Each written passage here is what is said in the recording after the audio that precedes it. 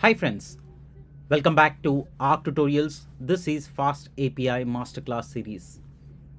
Till last episode, we have built few endpoints. Today I'm going to show you the Swagger documentation that is automatically generated. FastAPI has inbuilt Swagger. That means all the REST endpoints that we create always comes with the Swagger endpoint and the Swagger documentation. This is part 6 of the series. If you find value in my tutorials, smash that like button. Have doubts, comment. Want to learn, subscribe. Want training, email me. Let's get started. All right, so this is what we were up to. So let's fire up our application UVCon followed by main app and reload. So this will bring up the server. Now this is what we had done. If you're following this series, we have done a post endpoint with users. We have done search and an index, which is the root. So like I said, FastAPI has the Swagger documentation inbuilt.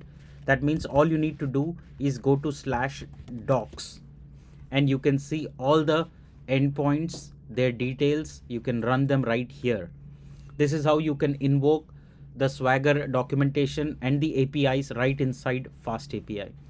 So let's say you want to search something, you can search here, pass the values as well, and it shows it is required. So click on try it now, and you can pass that value, say food, and say execute, and here you can see the output that it will show you.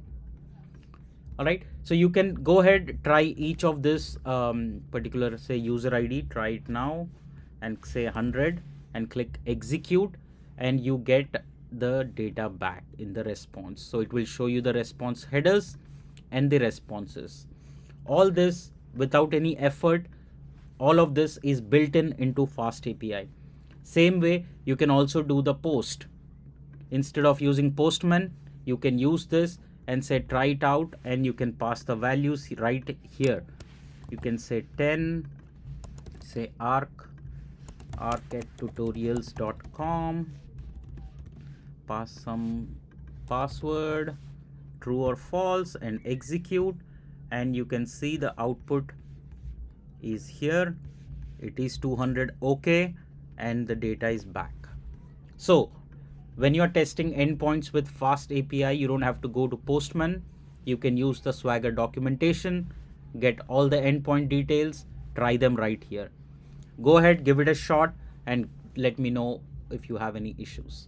I hope you are finding value in my tutorials. Hit that like button for me and subscribe to my channel. See you in part 7. Thank you so much.